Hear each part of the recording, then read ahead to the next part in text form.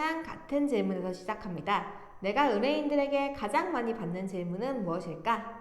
그래서 오늘은 합의금 평균, 합의금 시세라는 주제를 가지고 와봤습니다. 엄밀히 말하면 합의금에는 평균이라는 것이 존재하지가 않습니다.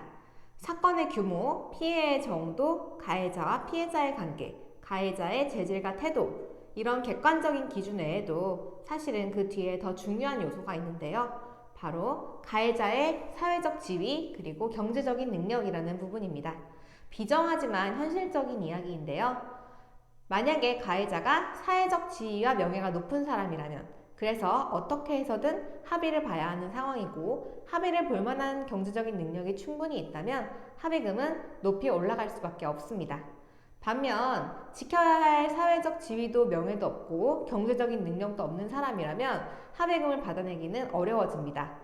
심지어는 가해자가 먼저 나는 돈이 없으니까 합의하지 않겠다, 흔히 말하는 배째라 하는 태도로 나오는 경우도 있습니다.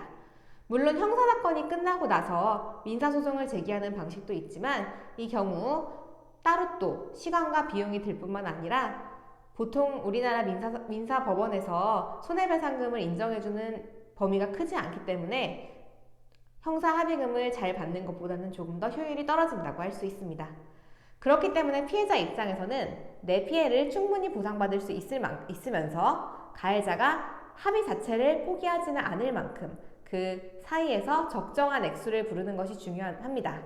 가령 사기나 횡령 같은 경제사건은 피해 액수가 산정이 되기 때문에 합의하기가 쉬운 편입니다. 보통 피해액 그대로 변제하거나 그보다 조금 더 변제하기 마련인데요. 문제는 그 이외의 범죄군들입니다. 제가 검사 생활과 변호사 생활을 하면서 그동안 지켜본 바로는 가령 사이버 명예훼손 사건의 경우 댓글의 개수와 수위에 따라서 700만원에서 300만원 사이에서 합의가 많이 이루어지고요. 일반적인 모욕이나 명예훼손 사건은 100만원에서 200만원 사이에서도 합의가 많이 이루어집니다. 업무방해 사건도 100만원에서 300만원 사이 정도 생각하시면 될 것 같고요. 단순 폭행은 50만원에서 100만원 사이, 상해 사건의 경우 진단주수라고 하죠. 한 주당 700만원에서 100만원 정도를 기준으로 해서 곱하기를 하는 경우가 많습니다. 가령 전치 3주가 나왔다면 합의금은 200만원에서 300만원 사이에서 책정되는 것이 보통입니다. 요즘 말이 많은 통매음 사건의 경우에도 간단한 거는 100만원에서 20만원, 200만원 사이에서도 합의가 이루어지고 있고요. 스토킹 사건은 정말 스펙트럼이 다양한데요. 가령 전 연인 간에 있었던 가벼운 스토킹의 경우 200만원에서 300만원 정도도 합의가 되고, 조금 더 수위가 높다고 하면 700만원, 800만원 사이에서도 합의가 되고 있습니다. 물론 아주 악질적인 사건은 제외한 경우입니다.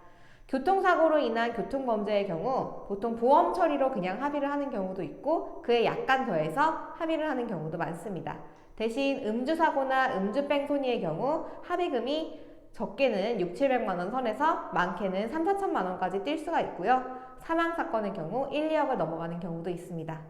또 가장 많이들 궁금해하시는 성범죄의 경우 아주 경미한 추행이나 옷을 다 입은 상태에서의 불법 촬영의 경우 최소 200에서 300만원 선부터 시작을 하고요. 수위가 있는 강제추행이나 불법 촬영의 경우 최소 500만원에서 많게는 2, 3천만원 또는 그 이상까지 합의금이 갑니다.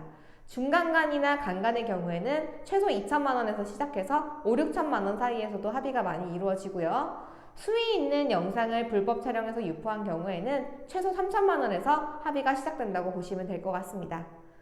좀 특이하게 보이스피싱 인출책의 경우 경제범죄이지만 피해자가 실제로 손해본 금액 전체가 아니라 절반 또는 그보다 더 적은 금액을 주고서도 합의하는 경우가 많은데요. 이건 실제로 그 돈을 가져간 사람이 인출책이 아니라는 점을 감안한 특이한 경우라고 이해하시면 되겠습니다.